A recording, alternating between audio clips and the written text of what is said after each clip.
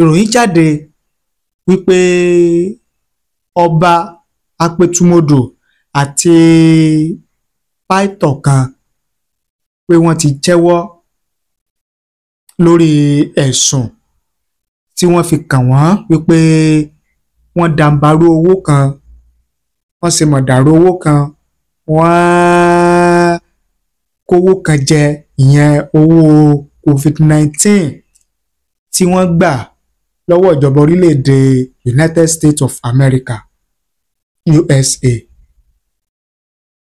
tí wọ́n ní àwọn ó fún àwọn ọmọ orílẹ̀-èdè Nàìjíríà lásìkò COVID-19. Nǹkan bí olóṣù kan sí méjì sẹ́yìn, ó ní ọ̀rọ̀ ọba Apẹ̀tùmọdò òun ló gba orí ẹ̀rọ ayélujára tí oníkálukú bẹ̀rẹ̀ sí sọ̀rọ̀ lórí ẹ̀sùn tí wọ́n fi kan ọba yẹn nígbà yẹn.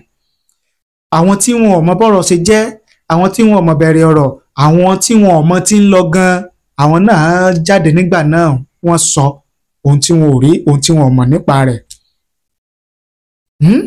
Wọn ò ṣèwádìí, oníkálukú láti gbọ́ pé ìṣẹ̀lẹ̀ kan trend ó ń jà rìnrìn o, oníkálukú náà kàn bóde láti máa sọ nípa rẹ̀ ni, láì ní ṣèwádìí pé bó lọ̀rọ̀ yìí ṣe jẹ́ gan, kí ni wúlẹ̀wúlẹ̀ ọ̀rọ̀ yìí, níbo ló dé dúró, tí wọ́n fi jáde tí wọ́n fi máa sọ̀rọ̀ nípa rẹ̀. Lára àwọn tí wọ́n sọ̀rọ̀ nípa rẹ̀ nígbà náà, àwọn náà tún ti padà jáde sọ̀rọ̀ báyìí nígbà tí ìròyìn padà gbé pé ọba yẹn ti padà jẹ́wọ́ wípé lóòótọ́ ni òun jẹ̀bi ẹ̀sùn tí wọ́n fi kàn òun. Ẹni tí ẹni yẹn sọ nígbà yẹn ò ní wípé àwọn kan ni wọ́n ń dìtẹ̀ mọ́ ọba yẹn tí wọ́n fi ń gbèrò yẹn lẹ́jẹ̀ nígbà yẹn. Mo lè sọ wípé èmi mo rí ẹni yẹn gẹ́gẹ́ bí ẹni tí ń ṣiṣẹ́ fún ọba yẹn nígbà yẹn láti máa protect image bàbá yẹn, léyìí tí ọ̀rọ̀ dẹ̀rí bó ṣe ń sọ nígbà náà. Mo kàn tí ẹ wá fẹ́ wo ohun tí ẹni yẹn padà máa sọ ní ìsìn níṣẹ́ tí ìròyìn gbé pé ọba yẹn ti padà jẹ́wọ́ pé lóòótọ́ ni òun jẹ̀bi ẹ̀sùn tí wọ́n fi kàn òun, kíkó COVID-19 ní ọdún 2019 tí wọ́n fi kàn án. Ṣùgbọ́n bí ọ̀rọ̀ yẹn bá ṣe ń lọ, bó bá ṣe ń tẹ̀síwájú, a máa mú wá fún yín lórí ìkànnì yìí tí ẹ̀yin náà máa gbọ́, ìyẹn ní abala tibẹ̀ yẹn. Ọ̀rọ̀ CBEX tí ó sọ ọ̀pọ̀lọpọ̀ àwọn ọmọ orílẹ̀-èdè Nàìjíríà sí oko gbèsè tí wọ́n gbó lọ́wọ́ àwọn orílẹ̀-èdè Nàìjíríà tí wọn ò dówó wọn padà fún wọn. Tí ẹ bá gbàgbé, tẹ́ ẹ bá rántí lórí ètò tí mo ṣe lánàá, mo ní màá mú orúkọ àwọn tí àjọ EFCC tí wọ́n ní àwọn ń wá gẹ́gẹ́ bí agbódegbà fún ojú òpó CBEX tí wọ́n gbó lọ́wọ́ àwọn ọmọ orílẹ̀ Nàìjíríà tí wọn ò dówó wọn padà fún wọn. Àwọn wo àtàwọn wo wá ní àjọ EFCC fi orúkọ wọn síta lẹ́yìn tí wọ́n ti gba àṣẹ nílé ẹjọ́ pé àwọn fẹ́ mú àwọn tí àwọn fura sí yẹn. Kí ni ìròyìn gbé? Kí ni ìròyìn sọ? Ẹ jẹ́ kí n mú wá fún yín. Nínú ìròyìn náà ni ẹ ti gbọ́ orúkọ àwọn tí iléeṣẹ́ àbí àjọ EFCC tí wọ́n fi síta pé àwọn ń wá, tí wọ́n lọ́wọ́ nínú ọ̀rọ̀ CBEX tí wọ́n lu àwọn èèyàn jìbìtì. Ìròyìn ní àjọ tó ń gbógun ti ìwà ìbàjẹ́ lórílẹ̀‐èdè Nàìjíríà EFCC ti gbé àwòrán àti orúkọ èèyàn 8 tí wọ́n lọ ṣe agbátẹrù ètò ìdókòwò orí ẹ̀rọ ayélujára CBEX tó forí ṣánpọ́n láìpẹ́ yìí. Nínú ìkéde kan tí àjọ EFCC fi sí ojú òpó ayélujára wọn lọ́jọ́ Ẹtì Friday ló ti kéde pé òun wá àwọn èèyàn náà fún ipa tí wọ́n kó nínú bí iléeṣẹ́ CBEX ṣe ráàyè fìdí múlẹ̀ tó sì gba òbítíbitì owó lọ́wọ́ àwọn tó bá wọn dòwò pọ̀. Ọ̀sẹ̀ méjì sẹ́yìn ni ojú òpó ayélujára CBEX dá iṣẹ́ sílẹ̀ tí àwọn oníbàárà wọn kò sì rí owó wọn gbà jáde mọ́. kété tí iléeṣẹ́ CBEX kó owó àwọn èèyàn ni àwọn ọ̀dọ́ kan ya wọ ọ́fíìsì wọn nílùú Ìbàdàn tí wọ́n sì bẹ̀rẹ̀ sí ní kó gbogbo ẹrù wọn sá lọ.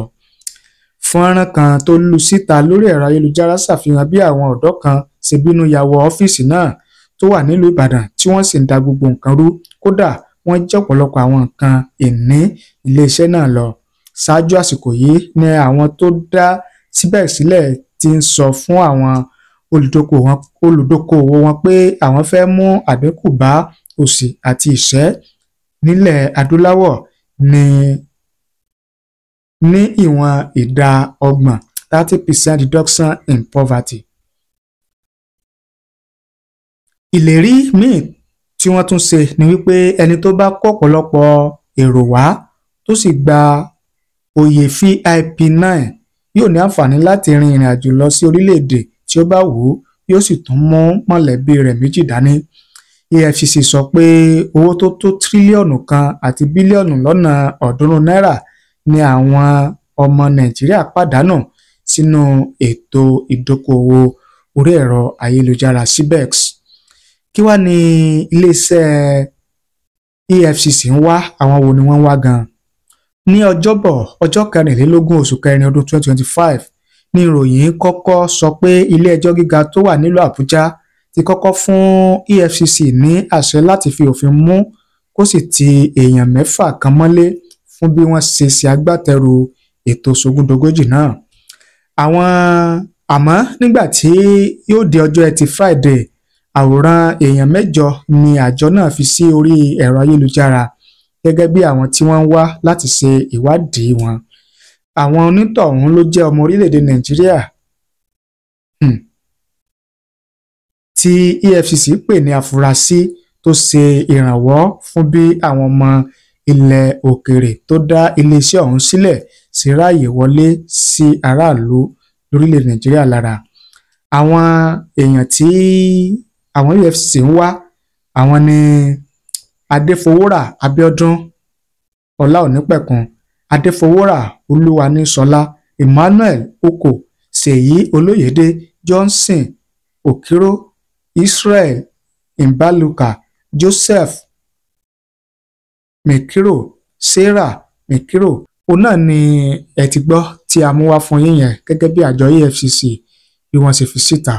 Ẹ wá jẹ́ ká mọ èrò àti òye tiyín lórí eléyìí. Ǹjẹ́ ẹ̀yin nígbàgbọ́ nínú iléeṣẹ́ àbí àjọ EFCC lórí ohun tí wọ́n dáwọ́lé yìí? Kí lèrò àti òye tiyín lórí rẹ̀? Ẹ fi ṣọwọ́ sí wa láàyè kọ́mẹ̀ntì nísàlẹ̀ fídíò yìí, a kà á, a sì gbéyẹ̀wò. Bákan náà, ẹ jẹ́ ká mọ èrò àti òye tiyín lórí ọ̀rọ̀ ọba Apẹ̀tùmọdù tìlú Ìpẹ̀tùmọdù. Ẹ fi ṣọwọ́ sí wa láàyè kọ́mẹ̀ntì nísàlẹ̀ fídíò yìí, a kà á, a sì ṣe àgbéyẹ̀wò rẹ̀. Ojú tẹ́ fi ń wò wá kò ní fọ́, etí tẹ́ fi ń gbọ́ wá kò ní di láṣẹ Èdùmàrè. Ẹ bá ní pín, ẹ bá ní share rẹ̀, kí ẹ sì tan notification bell ìyẹn aago rán mi létí kẹ́ ẹ lè máa láǹfààní láti máa rí wa wò, láti máa gbọ́ wa lóòrèkóòrè tá a bá ti mú tuntun wá fún yín lórí ìkànnì wa. Ẹ ṣé o, àdúpẹ́, àmọ̀rírì yín.